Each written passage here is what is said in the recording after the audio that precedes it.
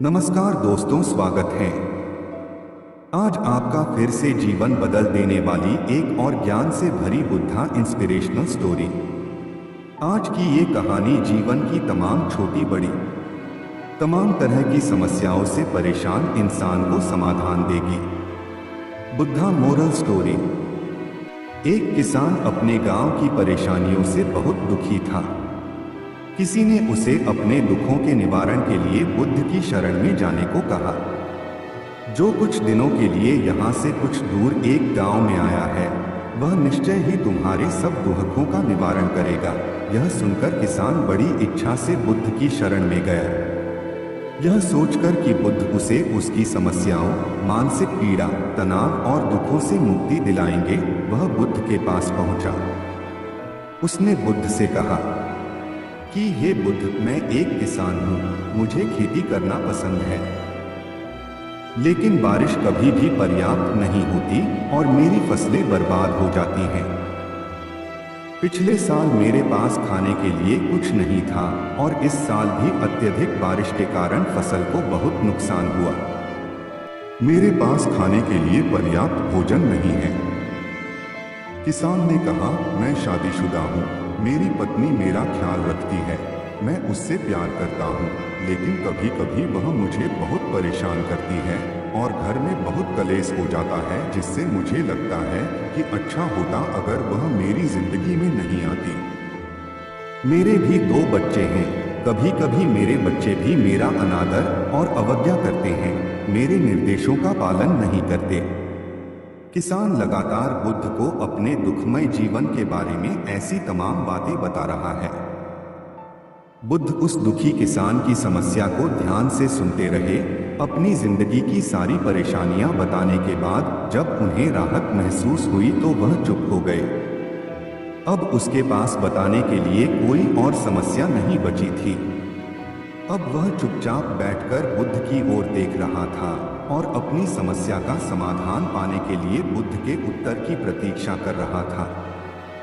लेकिन बुद्ध चुप थे। किसान ने फिर कहा, हे बुद्ध, मैं आपकी शरण में आया हूँ, कृपया मेरे जीवन की इन समस्याओं का समाधान करें। बुद्ध ने कहा, मैं तुम्हारी कोई मदद नहीं कर सकता। किसान आश्चर्यचकित होकर बोला, अरे, यह आप क्या कह रहे हैं? सब कहते हैं कि आप सबके दुख दूर कर देते हैं, तो क्या तुम मेरी समस्याएं हल नहीं करोगे, इसलिए कि मैं एक गरीब किसान हूँ? बुद्ध ने कहा, मुश्किलें हर किसी के जीवन में आती हैं। जीवन में दुख और परेशानियां आना स्वाभाविक है।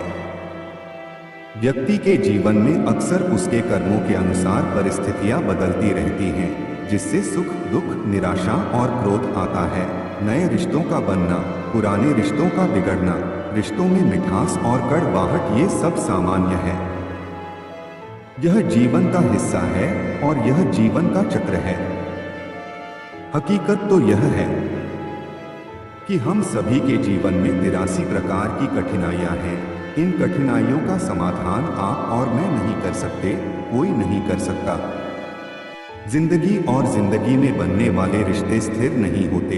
एक दिन रिश्तेदार भी चले जाएंगे और जिंदगी भी खत्म हो जाएगी, लेकिन ये समस्याएं वैसे ही रहेंगी जैसे आज आपकी जिंदगी में हैं और कल किसी और की जिंदगी में होंगी। इस पर किसान अपना नियंत्रण खो देता है और क्रोधित हो जाता है और ऊंची आवाज में बुद्ध से कहता है कि हर कोई कहता है कि तुम्हें एक महात्मा, एक सिद्ध पुरुष, एक प्रबुद्ध व्यक्ति होना चाहिए। मैं इस विश्वास के साथ यहाँ आया हूँ कि आप मेरी मदद करेंगे।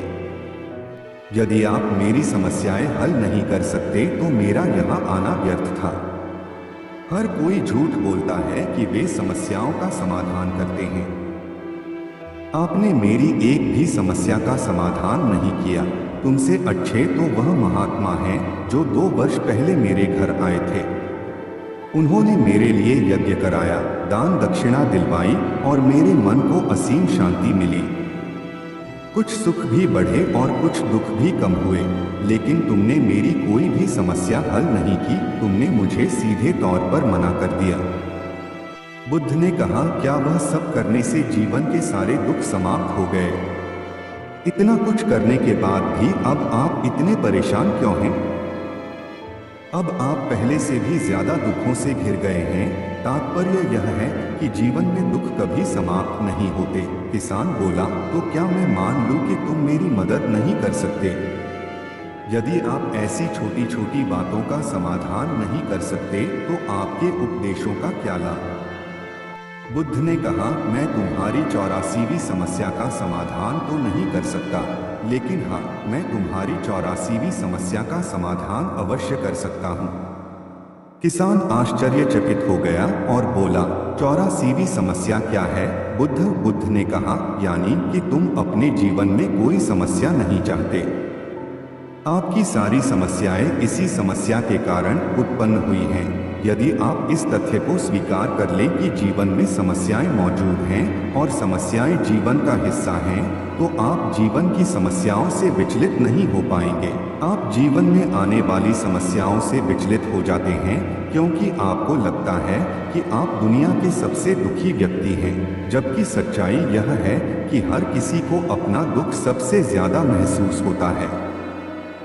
लेकिन जिस दिन आप यह समझने लगेंगे कि मेरा कष्ट अन्य लोगों की तुलना में बहुत कम है, उस दिन से कोई भी दुख आप पर प्रभाव नहीं डाल पाएगा। जब तक आप नहीं चाहेंगे कि आपके जीवन में कोई परेशानी न आए और आप हर दुख दर्द से बचे रहें, तो यह संभव नहीं है। ऐसे में छोटा सा दर्द भी आपको बेचैन कर देगा और आपकी मानसिक शांति भंग कर देगा। अगर आपके जीवन से परेशानियां पूरी तरह से दूर हो जाएं, अगर आपको हर दिन हर पल बिना दुख और कठिनाइयों के जीवन जीने को मिलेगा, तो आप ज्यादा दिन तक ऐसा नहीं जी पाएंगे। एक समय आएगा जब आप हर दिन एक ही तरह की जिंदगी जीने से पूरी तरह से तंग आ जाएंगे और ऊब जाएंगे, क्योंकि जीवन में किसी भी चीज की अधिकता जीवन के लिए भयानक समस्याएं पैदा करती है। आरामदायक जीवन जीने से आप मन और शरीर दोनों से विकलांग हो जाएंगे। तो ऐसे जीवन का क्या फायदा जो बाद में आपको नर्क जैसा जीवन जीने पर मजबूर कर दे। जिस तरह खाना खाने का असली आनंद तभी मिलता है जब बहुत भूख लगी हो, और पानी पीने का असली मजा तभी आता है जब बहुत प्यास लगती है, उसी तरह जीवन के तमाम दुखों और परेशानियों को झेलने के बाद ही खुशी का आनंद मिलता है। इसीलिए जीवन में सुख और दुख अलग अलग रूप में आते रहते हैं। हम चाहकर भी जीवन से सुख दुख को खत्म नहीं कर सकते, लेकिन उनसे इतना ऊपर जरूर उठ सकते हैं कि कोई भी बड़ी समस्या मन को विचलित न कर सके। इसके लिए अपने मन को शक्तिशाली बनाएं, धैर्य रखें, प्रतिदिन आध्यात्म का ध्यान करें, ज्ञान बढ़ाओ। यह आपके जीवन की सभी समस्याओं का समाधान है। इसे जीवन की चतुर्मुखी समस्या का समाधान कहा जाता है। महात्मा बुद्ध का यह अद्भुत ज्ञान पाकर किसान संतुष्ट हो गया और उसका मन बिल्कुल हल्का हो गया। मन में जो समस्याएं परेशान कर रही थीं, उनके प्रति जिज्ञासा शांत हो गई। किसान ने अपनी आंखें बंद कर लीं और आनंद का अनुभव करने लगा। किसान को समझ आ गया कि वह अब तक क्या गलती कर रहा था और वह बुद्ध के चरणों में गिर गया। तो दोस्तों, मुझे उम्मीद है कि महात्मा बुद्ध की इस प्रेरणादायक कहानी के माध्यम से आपके जीवन की कई समस्याएं समाप्त हो गई होंगी या कुछ समस्याओं का समाधान मिल गया होगा।